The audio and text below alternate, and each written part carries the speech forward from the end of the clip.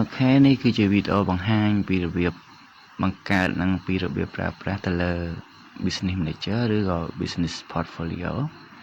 អញ្ចឹងជាដំបូងបងប្អូនត្រូវមាន Gmail មួយបង្កើត Gmail ហើយមកបន្ទាប់មកយើងចូលមកកន្លែង address វាយពាក្យថា business.facebook.com បាទហើយខាង /create ក៏បានអត់ក៏បានដែរនៅពេលដែលបងប្អូនចូលទៅកាន់ link ហ្នឹងហើយវានឹងនាំបងប្អូនមកដល់កន្លែងហ្នឹងអញ្ចឹងបងប្អូនមើលអាកន្លែងសញ្ញាចុចទូចនេះមួយនេះមើលអាកន្លែងរូបដែលខ្ញុំបង្ហាញទៅយើងចុចអាហ្នឹងមកវាមានពាក្យថា create business portfolio ហើយអញ្ចឹងនៅពេលដែលបងប្អូនចុចទៅវាយើងដាក់យើងឈ្មោះជាមួយនឹង email ដែលយើងបង្កើតមុនហ្នឹងហើយលើពាក្យថា market ហ្នឹងគឺជា brand name របស់ BM របស់បងប្អូនបាទគឺឆ្លាញ់អីគឺដាក់ហ្នឹងទៅមានឈ្មោះខ្លះក៏វា allow ឲ្យឈ្មោះខ្លះក៏វា allow ដែរបើមិនជាវា allow បងប្អូនដាក់ឈ្មោះអីផ្សេងមួយទៀតឬក៏បន្ថែមបន្ថយអក្សរបានទៅលើកន្លែងឈ្មោះហ្នឹងអញ្ចឹងឥឡូវខ្ញុំដាក់នេះ first name និង last name របស់ខ្ញុំហើយ email យើងវាយ email ដែលយើងបង្កើតមុនហ្នឹងមកតោះមកយើងចុចពាក្យថា create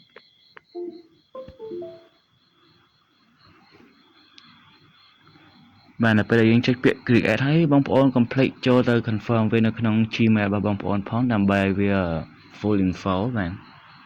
នៅពេលដែលវាមានបញ្ហាគឺយើងអាច recovery ចេញពី Gmail បានហើយកន្លែងនេះគឺយើងអាចបន្ថែមសមាជិកមួយទៀតដើម្បីឲ្យ BM យើងកាន់តែ strong បើសិនជា account របស់យើងខូចយើងអាចចូលចេញពី account មួយទៀតបានបាទគ្រប់ BM ទាំងអស់ខ្ញុំ recommend ឲ្យបងប្អូនដាក់2 user ទៅគឺពេលខ្លះវាអាចនឹង restrict គឺយើងអាច remove ពេកចេញបានទេអញ្ចឹងយើងត្រូវយក BM មួយទៀតមក remove បងប្អូនប្រើ2ទៅតាមការ recommend របស់ខ្ញុំទៅបាទ3ក៏បាន4ក៏បានដែរអញ្ចឹងនៅពេលដែលយើង create ហើយរួចអស់វាចេញតម្រង់បែបនេះអញ្ចឹងបងប្អូនចុចមកមើលកន្លែងរូបខ្ចៅមកដើម្បីទៅកាន់ option របស់វាបាទកន្លែងនេះខ្ញុំនិយាយតែកន្លែង people និង page ទេបងប្អូនយល់តែកន្លែងហ្នឹងទៅគឺ page របស់បងប្អូនគឺ safe បាទនៅពេលដែលគេ remove admin ចេញក៏នៅសល់ BM មកតាំងទៀតដែរចាកន្លែងនេះបងប្អូនមើលកន្លែង email ដែលខ្ញុំ invite ទៅ account ខ្ញុំមួយទៀតមិញវាអត់ទាន់ load ពាក្យថា active ទេដោយសារខ្ញុំអត់ទាន់ confirm ទៅលើ email អញ្ចឹងខ្ញុំចូលមកកាន់ Gmail ទៅលើ account មួយទៀតហើយខ្ញុំ confirm វាដើម្បីឲ្យវា load active ជៀសវាងវាខូចទៅគឺយើងអាច recovery បានបាទ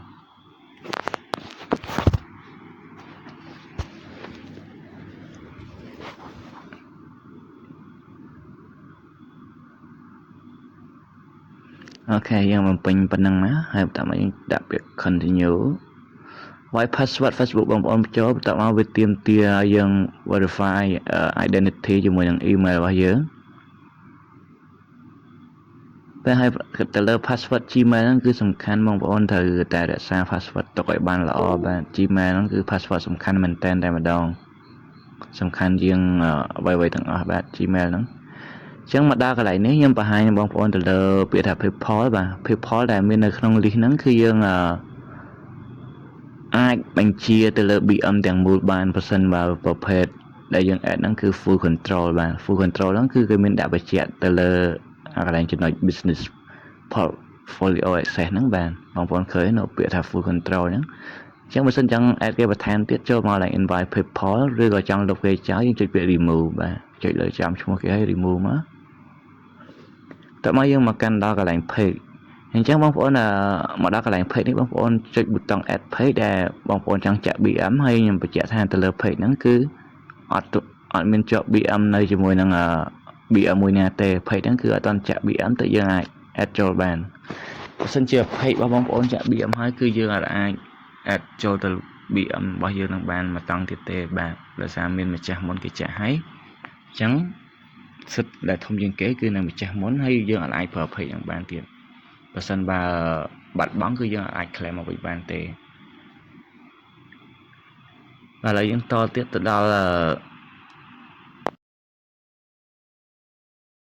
អូខេយើងមកដល់កន្លែង option ដែលយើង control ហ្នឹងឲ្យបានច្បាស់លាស់អញ្ចឹងនៅពេលដែល BM របស់យើងមាន two people អញ្ចឹងបងប្អូនមើលបើសិនជា tick clear ហើយបានថាវា full control ហើយអញ្ចឹង admin 2ហ្នឹងគឺមានសិទ្ធិប្រើទៅលើ BM យើងបានទាំងពីរតែម្ដងហើយបើសិនជាបងប្អូនមាន page ធំអី account Facebook គួរតែប្រយ័ត្នអញ្ចឹងនៅពេលដែលគេ login Facebook របស់យើងបានក៏គេអាច remove BM នឹងចេញបានដែរអញ្ចឹងប្រយ័ត្នទៅលើ account Facebook បងប្អូនមែនតើអញ្ចឹងឥឡូវខ្ញុំសារ add page មួយដែលអត់មាន BM នៅពេលដែលយើង add ចូលទៅគឺវាមានពាក្យថា successfully បែបនេះដើម្បីបងប្អូនមើលខ្ញុំមក confirm ជាមួយនឹង code ពី email ហ្នឹងចាំខ្ញុំ add ចូលបាទអូខេឥឡូវយើងបានកូដហើយយើង copy កូដហ្នឹងដើម្បី verify identity ជាមួយនឹង BM របស់យើងគ្រប់ពេលដែលបងប្អូន login ចូលគឺវាទាមទារយ៉ាងតែម្ដងអូខេឥឡូវខ្ញុំចុចប៊ូតុង add ហើយបងប្អូនឃើញពាក្យថា page edit successfully អញ្ចឹងបងប្អូនមកកលេចមើលមកក្រោម page ហ្នឹងគឺអត់មានពាក្យថា request send ទេបានន័យវាថា review needed គេទៅឲ្យ load successfully អញ្ចឹងគឺអូខេបងប្អូនអាចប្រើប្រាស់បានដោយសុវត្ថិភាពហើយកន្លែងនេះនៅពេលដែលយើងមកមើលនៅក្នុង BM ហ្នឹងគឺមាន admin មកជួយយ៉ាងស្រាប់នៅពេលដែលយើងចង់ដោះចង់ដាក់អីហ្នឹងគឺវាមានភាពងាយស្រួលមែនតើគាត់ចុចពាក្យ remove ហើយនៅពេលដែលដាក់ហ្នឹងយើងចុចពាក្យ assign people បាទ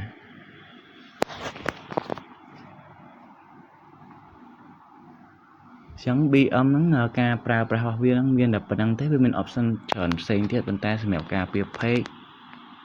បងប្អូនយល់ដឹងថាធំចំណុច2ហ្នឹងក៏អូខេដែរបាទ